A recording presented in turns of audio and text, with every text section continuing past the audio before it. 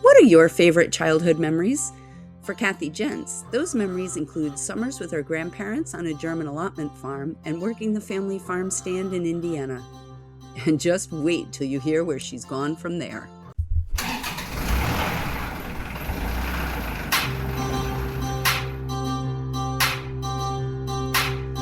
If you're the woman who does it all, farm work, housework, bookwork, homework, getting up at the break of dawn, this is the podcast for you. How do you multiply by fractions, Mom? Get away from the cares of the day. Restock, rootstock, feedstock, seedstock. Chat with women around the world who raise food, flowers, and fun. With your host, Kay Castrataro. That's me. Welcome back to Food, Flowers, and Fun. I am your host, Kay Castrataro, and today we are with Kathy Jentz. She is the host of the Garden DC podcast and also co-author of The Urban Garden. You're going to love her. This woman has done so much that we're like cramming to get it into a 1 hour show. Kathy, welcome. How are you today? Great to be here. Wonderful. How are you? Oh, fabulous. So I'm going to just jump in so we don't lose any of this great time that we have with you. Can you tell us, first of all, how you got into farming? And I know you consider yourself more of an urban gardener than a farmer per se, but I'm expanding that definition of farmer because I believe we need to get rid of those boundaries that keep us hemmed in. So tell us about your history with gardening. Sure. So I am a journalist by training, and both my grandparents had farms or urban gardens, and we can talk about that in a minute. And I wasn't bit by the gardening or growing bug until I got my own condo and a place to garden in. And then I kind of went crazy with flowers, and then I started to garden outside my condo patio and walkout area into the common areas, we will call them. And then the condo board was like, Kathy, that is not yours to garden. So I decided at that point, they loved it. They said it was gorgeous, but it wasn't mine. So I was like, okay, well, I need to find a small little house on a larger plot. So I'm now on a very urban kind of pizza wedge corner between two major roads and two metro stations, right on the Maryland, Washington, D.C. border.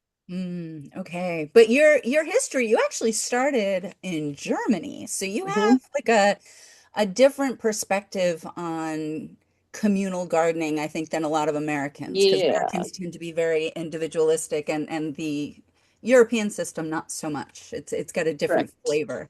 Yeah, so I do garden besides my little pie wedge corner. Diagonally across the street, I have a community garden plot, and that's on park property. And my grandparents in Germany, where I was born, had an allotment garden, as the English would say. And in German, I was looking up the term, and they call it a Klein garden or a Schreber garden after the guy Max Schreber who started the trend there. Basically, it's 370 square acre meters. These gardens, so they're sizable. Like what we think of as a garden plot here in the U.S., it might be a 10 by 20, a 20 by 20, a 40 by 40 feet, and not yards or meters. So these are more substantial, and they're like where you would spend your weekends, your evenings and your weekends, right outside on the edges of the cities. And so you have like your little cottage or your outbuilding, maybe a built-in barbecue. My grandparents had a cistern, like a stone cistern, that I was obsessed with because, floating flowers in there and playing. And I wasn't that interested in the growing part. I was interested in the eating part, but the growing part, I was more interested in. They had a collection of gnomes and things that you could play with, and lots of different herbs. They had fruit trees and shrubs. I remember they had currants and some other things you don't find as popular here in the US. Yeah. And my grandmother would always do canned cherries, so I would help her with that and making pickles. And then on my dad's side of the family, they're farmers in Northwest Indiana. So when I would get dropped off for summers, the parents would be like, here's the kids, drop you off for a few weeks. I would be helping out with the farm stand. He had an apple orchard, Oh, wow. lots of cornfields, of course, but also a little market garden of vegetables that you could pick right that morning, have them at the farm stand, and people from the town would come. And my job was literally to just weigh their green beans and then, calculate the cost. I'd be like, Yep. okay, weighs half a pound, that's 50 cents, or that's three apples in a bag, they're 50 cents, whatever it was, and then write it on pencil on the bag. Yeah. And meanwhile, I would be spending the rest of the day between customers reading, mystery novels. I was like not out there helping growing. So I'm just having this total flashback to my childhood because that is exactly how I grew up. We'd go out in the cornfield in the morning and I'd be picking and counting into 5 bushel bags with all the family. Like we had my Hmm. siblings and my aunts and uncles and neighborhood kids and we all did that. And then I did the same thing. I ran our farm stand and yes, in between I read lots and lots of Nancy Drew and the Hardy Hmm. Boys and Chitty Chitty Bang Bang and all kinds of stuff. Yeah. All kinds of stuff. So I love the kind of parallel things, which makes sense because, then you ended up being a journalist, Hmm. but also really living that agricultural life. And I find it interesting that you've had like two very diverse experiences because the market garden in the Midwest and the Hmm. farm stand is like a very commercial type thing. Like it's a family commercial, but it's, we're making money off of this. It's a business. And then it sounds more like in Germany, that property on the outskirts of town was almost like our beach houses, like it's a Hmm. place that you went and it was your respite, so a place that, Yes. yeah, you were working, but it has this feeling to me of being almost like an escape, a getaway. Yeah, definitely. I think it's to get out of town, the healthier place to be. A lot of ornamental plants too. So it's not just your edibles.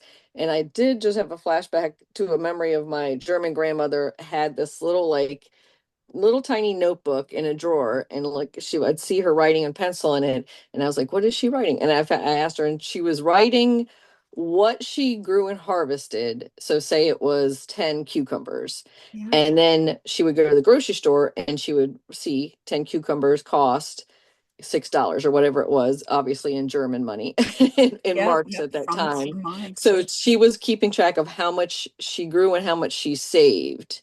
So it was like it cost 6 marks per cucumber. And this is, you grew 10 of them. So it was 60 marks. So there was like a running total. And I guess I didn't ask her if she was comparing it year to year or if it was just a total for herself or why Yeah. she was doing it. But I thought that was a really interesting way to keep records. And as a kid, I was like, okay, Yeah, but that's yeah, wow, that says so much. Like that also comes to the value of because here we just said that it was like this entertainment, yeah, quality of life thing, which for definitely sure. was an Yeah. element. And yet there was a dollar amount Hmm. or a financial association with that, which makes me wonder if there was almost a need to justify the time and the energy spent out there. Like if there was maybe some external, not necessarily for her herself, but if, I Hmm. don't know, I'm picturing I'm picturing traditional gender norms and I'm thinking, I wonder if there was kind of this need to be like, but honey, look at how much money we saved by coming out and doing this. Like I produced this value for you. Like just Yeah. curious if there was any of that or if it was just for her pure curiosity and I think it was sense of more of that. satisfaction. Yeah. Yeah, because I think my grandfather was just as involved and loved the going out to the garden just as much, if not even more sometimes. But I think the keeping track was like for her mental reward. Like, Mm. you could be like at the end of the summer or whatever, you could look back and you could be like, I saved 500 marks or whatever it was that year. Yeah. So I was like, I have never personally, I don't know about you, but I've never personally calculated how, from tomato plant seed to harvest and what I got from there, what I would have paid, because I personally think would might be depressing. Well, I've always kind of felt, especially if Yes, you're going to pay yourself, like maybe yes. just in raw, you know, raw inputs, like material Hmm. inputs, you might make out. But yeah, I always feel They're like not once you put counted, your no. labor in there, you've lost money. Yes, yeah. You're paying yourself maybe 2 cents an hour, and then you don't want to think about that. Yeah.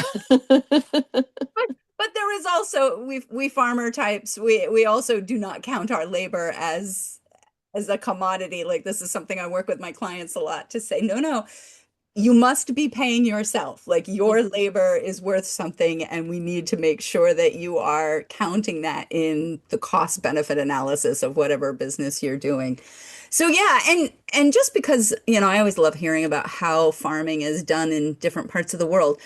You were able to get long-term leases on those plots. Is Yeah, that the so way those that works? plots, yeah, they have long-term leases, and that's why they could have a fruit tree, like a cherry tree, and the shrubs, and like quince and that sort of thing. And also, you were investing in a lot of perennial herbs and things, I remember there, and so it's yours from year to year. And it's a little bit colder there than my growing climate here, but there are some things you could do year round Right. as well, but you can do investment. So my community garden plot here, we can do perennial plants. Like I'll plant my garlic in the fall and I'm able to get it in the spring.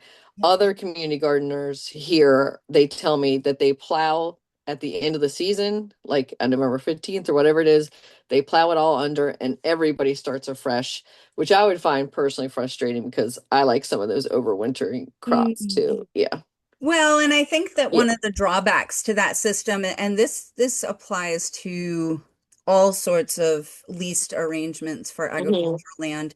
I think one of the drawbacks to that too is that it doesn't encourage the tenant farmers to invest in the soil and the soil Correct. health. Yeah. It is an inherently more extractive process where everybody is looking for what they can personally get and not Hmm. how they can build up the whole ecosystem. At least that's kind of my feeling. Now, you can modify that. I think if you've got certain landowners are very particular about the types of agriculture that are used, the sorts of inputs that get put back in. Like they're more hands-on in the Hmm. contracting process so that long-term benefit of the land and soil health definitely gets considered. But I do feel like on the one hand, I can see where you want to open up the land to multiple people so that as many people as possible, especially in urban centers, have Hmm. access to the land, even if it's like one year you have it and the next year you don't.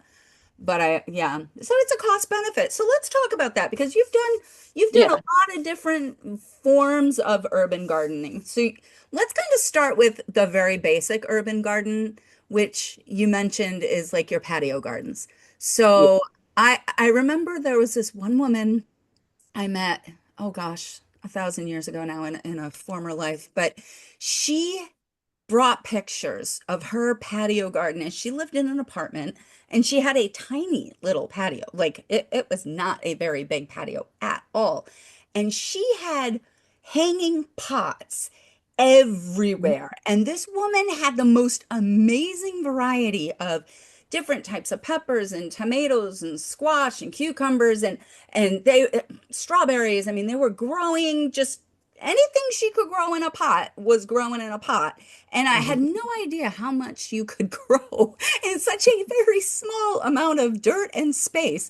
And so, and no like permanent soil, they were all pots. So, talk to me about how you started your pot gardens, not marijuana pot, but in pots. Yes.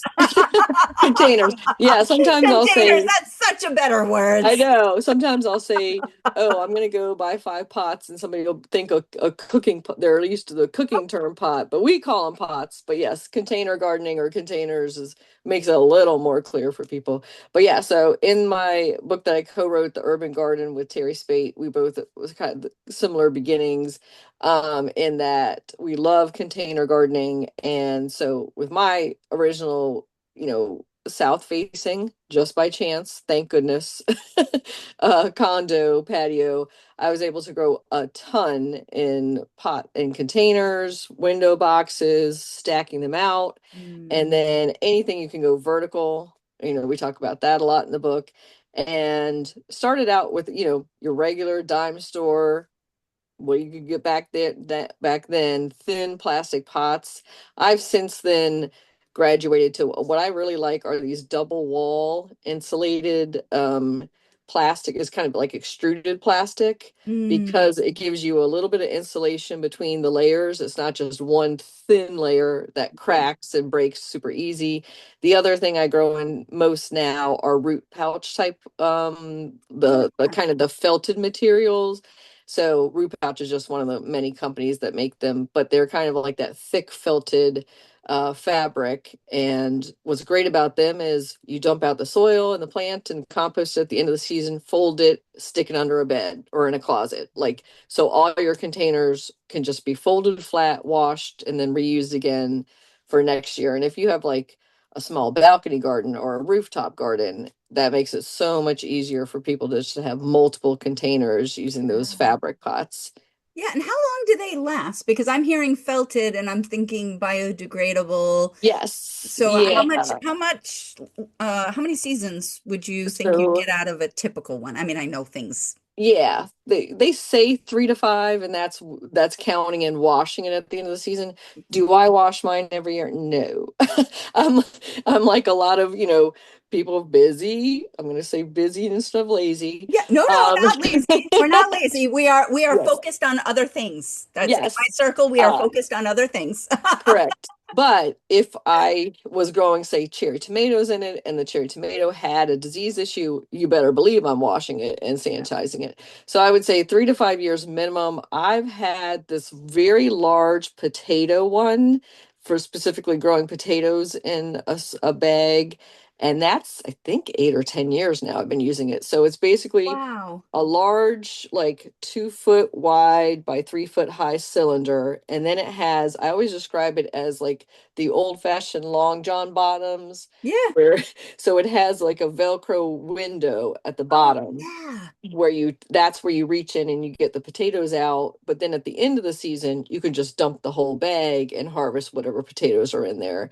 Oh, So that is I just use that in my amazing. garden plot, and I could plant potatoes in the ground too, Yeah. but I find this to be better because of vermin, number one. There's always going to be, city rats and other problems, but also it makes it way easier to harvest in those grow bags. Mhm. Yeah. So you said about, did you say 2 gallon? You were figuring they were like a 2 gallon. How Yeah, many I think they're potatoes like, do you generally get? I two mean, feet again, wide depends on by your 3 feet size. high. Yeah, Depends on your size. yeah, I would Oh, so say that like, was 2 feet, not 2 gallons. yeah, 2 feet, Or like five. like a small kitchen garbage can. Like Yeah, if you're so I'm thinking thinking more like a around, 5 gallon yeah, probably. more like 5 gallon. And then of course you're doing the same thing you're doing in the soil, which you're starting off with the potatoes low, and then you're mounding more, and then you're mounding more, so that it's taller than it is wider. So you can do a like maybe I do maybe 2 or 3 moundings as Mhm. it grows up. Yep. Again, I could probably do more, but I'm not. Yeah, 'Cause, yeah. yeah, busy with other stuff. Yeah. Sure, sure. No, I think that's fascinating. My sister has done potatoes in cage, like a cage type system that was Mhm. very, very similar to that. And I found that to be really amazing. And she also really likes them for a lot of different reasons. And especially if you're, I think even if you do have in the ground stuff, but you're not trying to do massive amounts, there are a lot of reasons why that might be Mhm. an easier lift. And also, I think the other precaution for a lot of people is, growing in ground, especially in urban locations. If you don't know your soil, or if you've had a soil test and it comes back heavy with lead or cadmium or something else that you don't want, arsenic or whatever, Yeah. that's in the soil, until you can remediate the soil, you're growing more in raised beds, in containers, in like the root bags and that sort of thing. Yeah, that's a really good point too, because there are so many of those areas that the land is open and it looks like it should be a productive piece of ground, but yeah, that heavy metal stuff is definitely not a pretty situation. So talk to me about how you started out and you were doing were your containers basically for yourself and just your own personal use and Mhm. enjoyment? And how did that progress? How did you go from just growing them for yourself to co-writing a book to now being involved in community gardens in many different ways? Yeah, so I was working at different trade associations and professional associations, doing their communications, their magazines and websites and that sort of thing. And once I got my little house with my community garden across the street and gardening up a storm at home, getting rid of all the turf grass, then I was like doing all these experiments and wanting to share them and looking around and seeing there's not a publication for the Mid-Atlantic area, for the Washington, D.C. area about gardening and growing. And Mm, meanwhile, I'm just devouring everything I can get information wise. And looking for a way to work for myself. So kind of that converged together. And I was like, I'm going to start my own gardening magazine. So that's how Washington Gardener magazine was born for the DC area. And then out of that, about 5 years ago, I started the Garden DC podcast.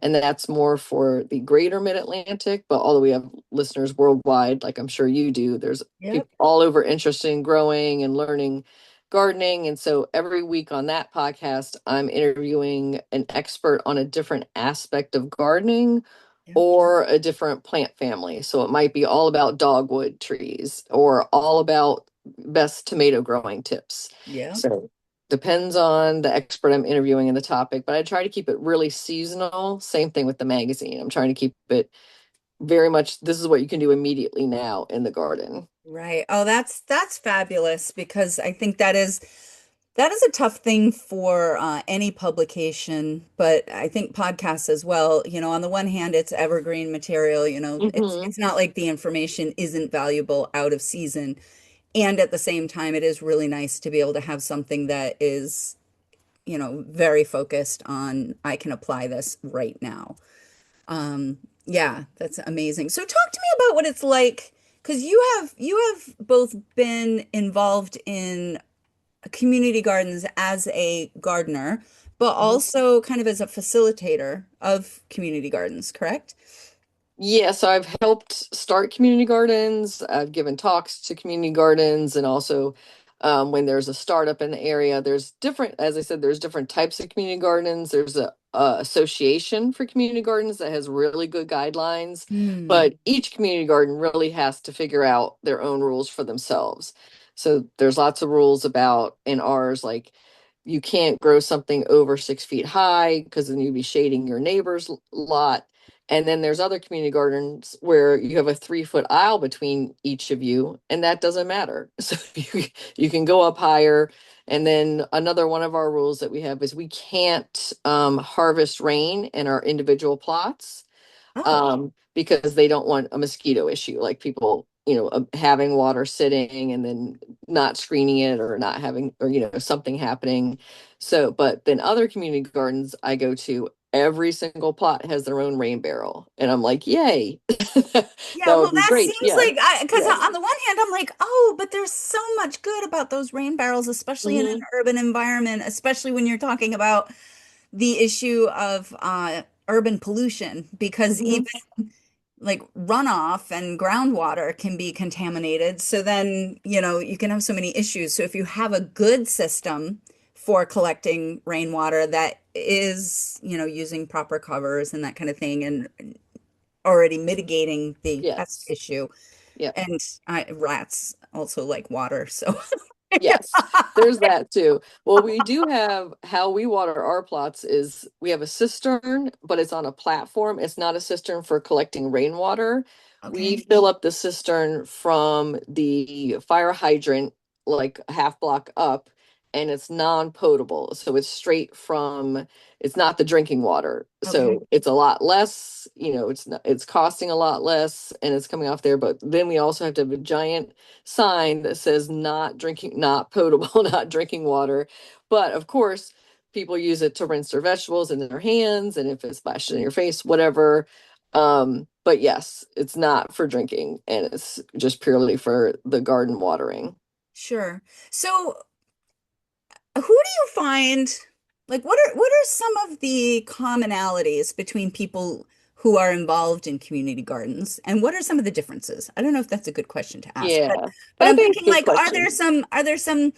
are there some commonalities between people who are involved in community gardens, and then what is the vast range of diversity that you've seen? I guess that's a better way of phrasing it, Yeah, well, it can go and more from to what I want to get to. yeah. So I think a lot of people join because they want to grow their own food for whatever reason. So some people, like literally, I have professional chefs and caterers at my community garden I get to learn from. And Mm, then there are sheer beginners. Like this is my first ever tomato I've ever put in the ground. yeah. And I'm just doing it because I have little kids and I want us to learn how to grow something. It could be the total gamut. And then there are people, it's because they're environmentally aware. They want a small footprint. They want to control the inputs into what they're eating, Yep. which I think is a very valid and increasing reason for a lot of people to have a little small garden, of something edible in their yard or a few pots on their patio, at least herbs. That's all I'm like, Yeah. at least do one pot of herbs that'll save you a lot of money economically, and you're controlling what is going, exactly what is in that soil, exactly what you've put on it. And some people are just there to do a monocrop. I'm always interested in my plot neighbors and when I visit other community gardens where their entire plot is one thing, just like a one, it'll just be like solid peppers and Yeah. hot peppers. And they're just, I'm making hot sauce and that's my whole reason for being there. Oh, Like, well, those hot yeah, sauce people are, it's kind of yes. like the salsa people. There's Hmm. definitely a little bit of an obsession that goes on with that. And I find that people who like to do that, they really like making their Oh yeah, own yeah. things. And And yeah, yeah, and I'll see some of the African gentlemen, they will have like a solid crop of just the greens, just the greens. And so they're processing the greens, and I'm assuming they're going to be either freezing them or canning them or something because it's just like there's nothing else but just that one solid crop of greens. And I was going to say I had a neighbor when we first started the community garden, my neighbor to the south of me, his plot, he was an older Italian gentleman, and he just did rows of plum tomatoes and then one or two eggplants or peppers, like the what is it called, pepper, I want to say Denardi, but anyways. And I was like, and my plot is so different. My plot is just a bunch of experiments and things I like to eat, but also things I've never even tried before. I want to try them out, and then I want to write about them and share about them. yeah. I'm loving that. So what is it like? Can you give us a snapshot of what it's like on, like, a Saturday afternoon at the community garden? Like, can you Hmm. describe that for us? Kind of bring us there, because I'm loving this whole idea of all the different types of people doing Hmm. all the different types of growing, and it's I don't know, it's sounding so very human to me Hmm. in the purest sense. My brain is tingling when I have these ideas Yeah. that really mean something to me, like my scalp starts to tingle. So, Yeah, and it's so and I it's don't always have lice. I'm having a moment. yeah. So I would say there's always people coming and going. One person might come for 15 minutes just to water, weed, grab a couple carrots and go.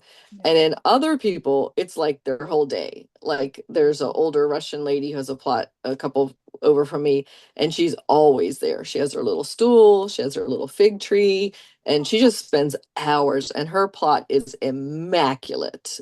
Beautiful rows of beets, beautiful rows of cabbages and lettuces and stuff. Not one weed ever.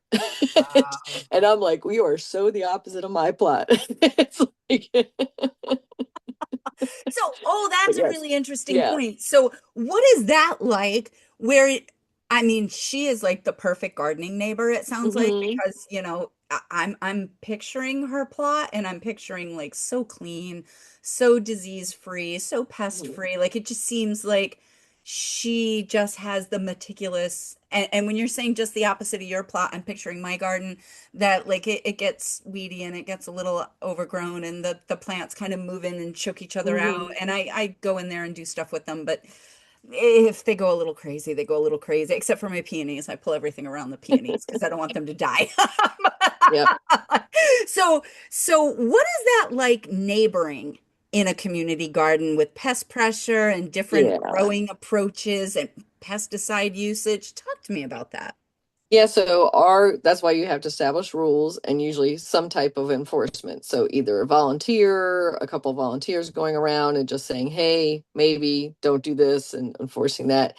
And ours is a three strike rule type of thing. But we ours is organic. So first of all, you can't be spraying pesticides that might go right, like literally 3 inches over onto Right. the neighbor's plot. And then other community gardeners might be more slack again if they have wider aisles, more space, and if somebody's using a inorganic fertilizer, you might look the other way. And in ours is very evident if you are like you'll see it right away.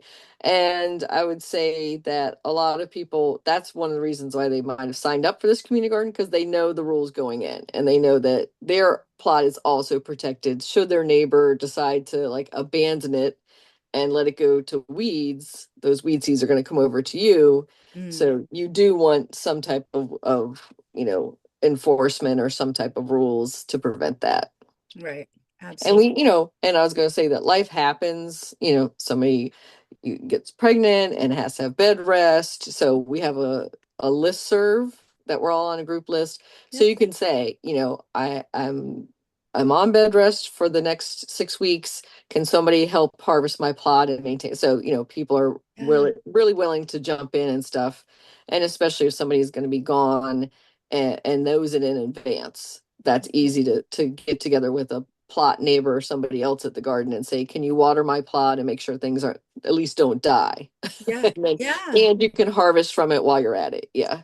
Oh, I love that. And I remember you saying in the screening call that we had that you that some community gardens allow you to grow for sale and Hmm. some do not.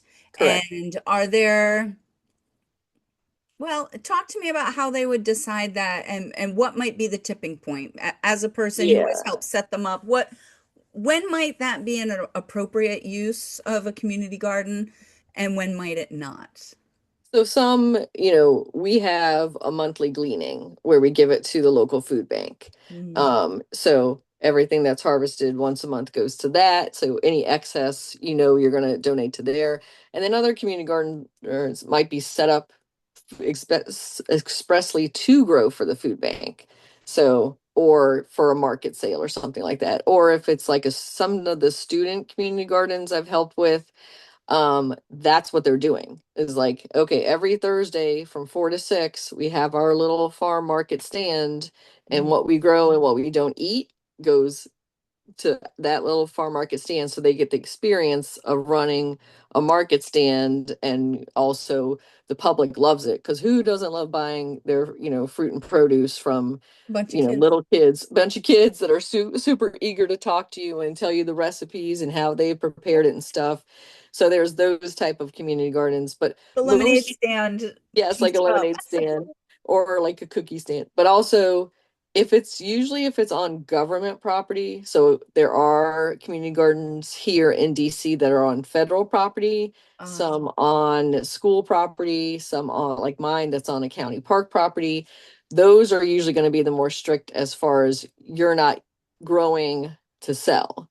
right. You're growing for your own consumption. I'm sharing a lot and giving away a lot, but also writing about it and sharing that way.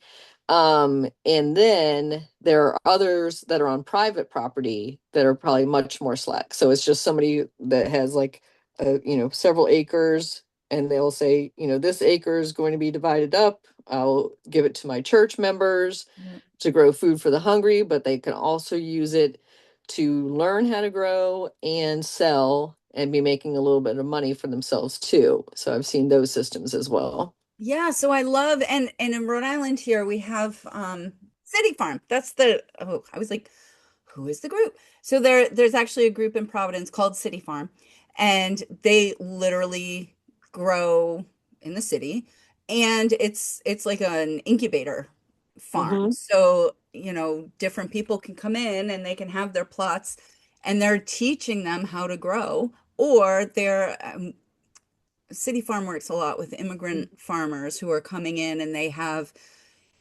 a lot of experience growing in their home countries and are looking to continue that here. And Hmm. and the ethnic foods are really huge Yep. because as we have this increasingly diverse population, we do have people who are coming from all over the world, and being able to grow their own food that is the food that they grew up with has like a ground, literally a grounding effect. Like it helps them to settle in, I think, and to feel a little bit more like they're a part of the world that they just came into. Hmm. Have you seen that played out in real Yeah. time? Yeah, I know a few farmers in our area that are specifically doing, I would call it sub-renting. Like, so same thing where they'll subdivide some plots for their land and it'll be specifically for the African diaspora that are coming over. And you're like, well, I know you can't get these particular crops locally, but they're in high demand, and so they're growing them to sell to the rest of their community. But it's a much smaller scale, like it's not a huge farm, and they would never be able to afford the rent or the purchase of the land, for several years. So that land access is really important, especially where we have heavy population pressure here, and we haven't even gotten into the wait list system thing. So a Yeah, lot of community gardens have long wait lists. There is turnover as people move and life happens, right? But is big pressure for that growing space. And meanwhile, other places, so say it's an industrial city where they have big empty lots or abandoned neighborhoods, they have that opposite problem. They're trying to get people to come in yeah. and revitalize and grow in those areas. I feel like I remember hearing about Detroit. This was Hmm. decades ago, where they had a lot of factory buildings, and they were actually trying to turn them into like a lot of hydroponic Yes. Yeah. farms and really trying to make use of those empty buildings, but Hmm. to bring it back into the green industry, for lack of a better term. And yeah, I think there's something really powerful about reclaiming land to grow things. And space, even if it's not, even if it's not the ground itself, but it's just the space, that we have this feeling that once you've paved over something, you can't at all get it back. And while there is a degree of truth to that, I think that humans are also creative enough that we can find ways to salvage that, and sometimes it Yeah. takes time and energy, but the creativity, like that we use it and make something better. It looks like you've got that sparking something for you. Talk to me. Yeah, I'm writing some notes. But no, I was thinking about, so there's a couple of community gardens I know in the area that are on asphalt because what they are is raised grow beds. So like on legs. So even that, there's growing space that you can do in containers or in raised beds. Some of them are specifically for people in apartments that wouldn't have growing access. A Mhm. lot of apartments don't even have a balcony or sunny windowsill. Right. And or it could be also for people, there's some community gardens that are dedicated for people who have adaptive access issues. So you can't always get down on the ground, or Right. if you're in a wheelchair, you can roll up to some of these beds. So that gives you the growing access that way. But usually they'll have like specific rules about who can have the plots and who can work them. But it doesn't mean that you couldn't have a regular community garden plot that you adapt for your needs if that's the case too. Yeah. Oh, I love that whole idea too, because that is something that we don't think about. I mean, some people think about it because they Hmm. focus on that accessibility issue Hmm. exclusively. But for a lot of us, we don't think about that. And so even designing community gardens with like wider walkways between the plots so that you could get a wheelchair through there, or, different kinds of surfacing. And there's so many really interesting and creative things that we can do to allow people to grow their own food and, to make businesses out of it, because it is one thing to definitely feed ourselves.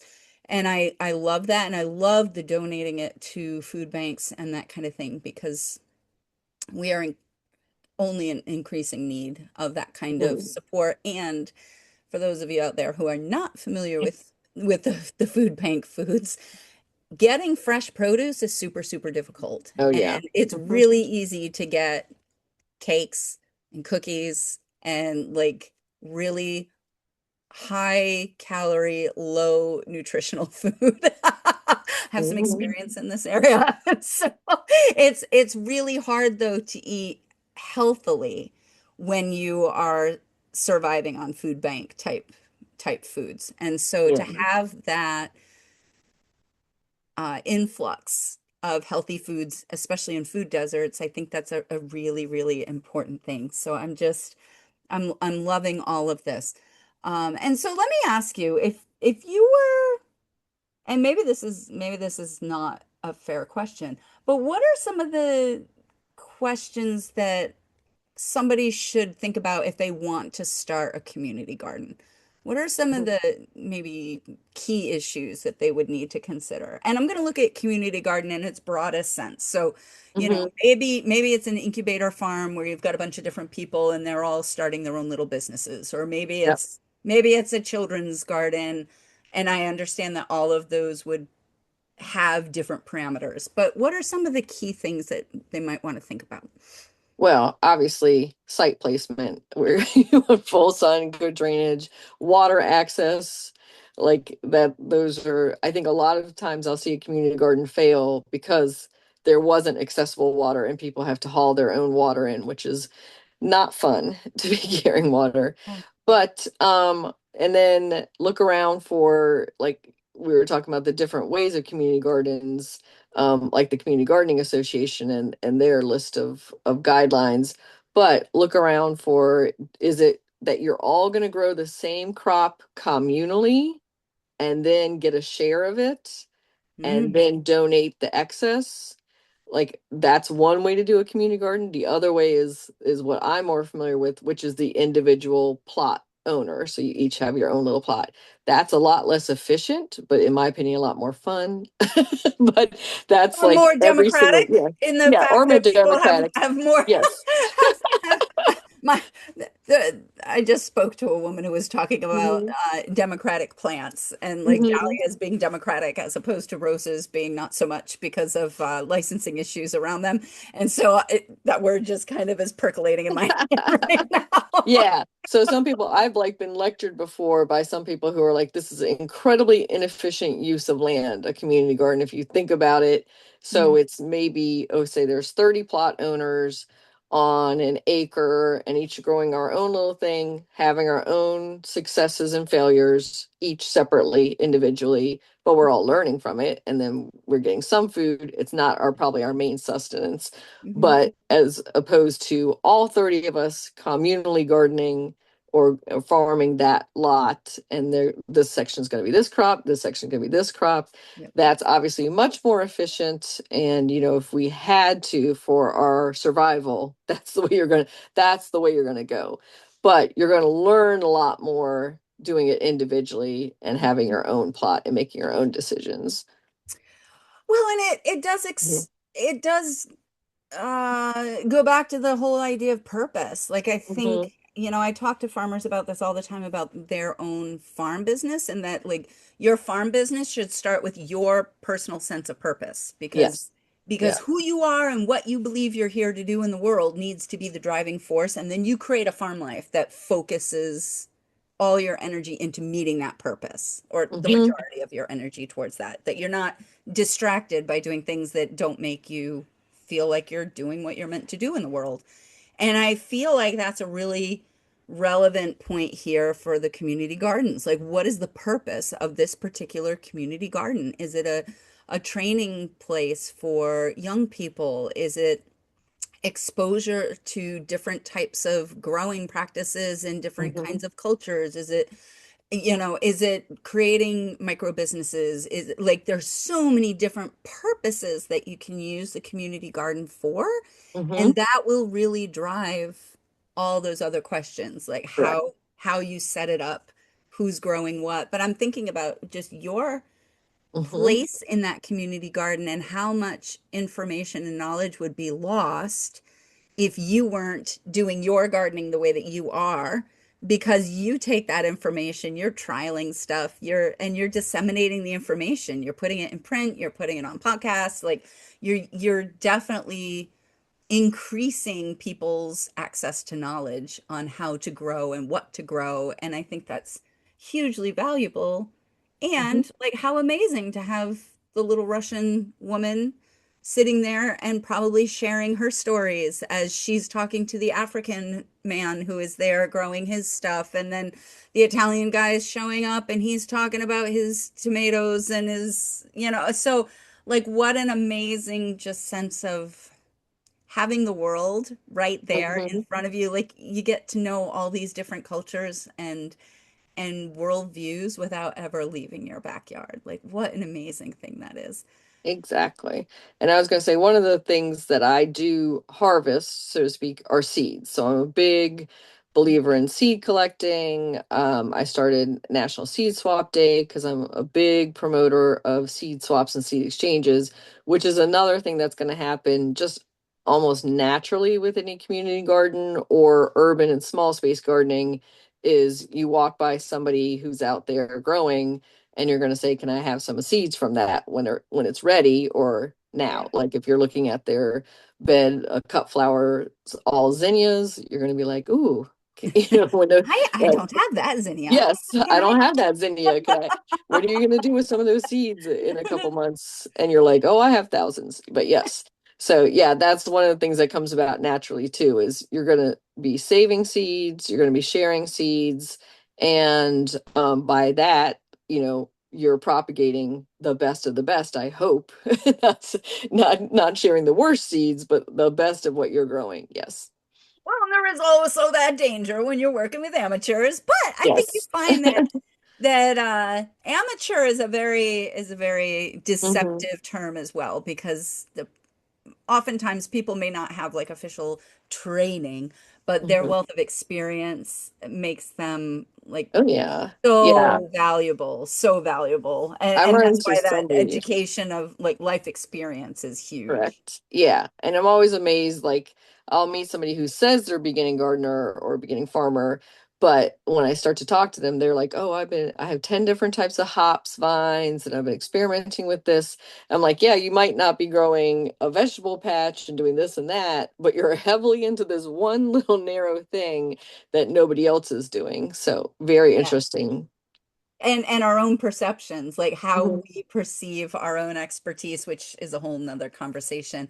And I am looking at the clock, and the clock Mhm. and I are not always friends on this show. And today would be one of those, but I know that you have places to go, people to see, and things to do. And so I am going to wrap us up by asking you the same question I ask all of my guests before they leave. And it is, if you had one piece of advice that every farmer should know, what would that be? Hmm. I would say it can be lonely, right? Mhm. So my piece of advice would be to find your community. Like, so you have a tribe, you have your people out there. I think this podcast is a great step in that direction, right? To connect to people. Yep. And even if it is just listening to the podcast and knowing that you're not alone, a lot of us are sharing the same issues, the same struggles, the same triumphs, that, look for your community to connect to them. Oh, that, I can't tell you how much that theme of community Mhm. keeps running through every episode of this show. And I think it speaks to our need for more and more human connectedness. And so I love that, and I love the fact that you are supporting that both through the work that you do on the ground by creating actual physical spaces for people to get together and do that, but that you're also providing that through your own podcast and through your publication. And so thank you so much for the work that you're doing, Kathy. I really appreciate it. Thank you so much for having me on. Oh, well, thank you for Yeah. joining us. And thank you out there for joining us. And we will see you next time on Food, Flowers, and Fun. Bye. How do you multiply by fractions, Mom? Farmworks calling, our show is all done. Goodbye, farewell, so long, adieu. See you next week, same time, same place for Food, Flowers, and Fun. Go in peace. Visit us at www.penlightfarmers.com.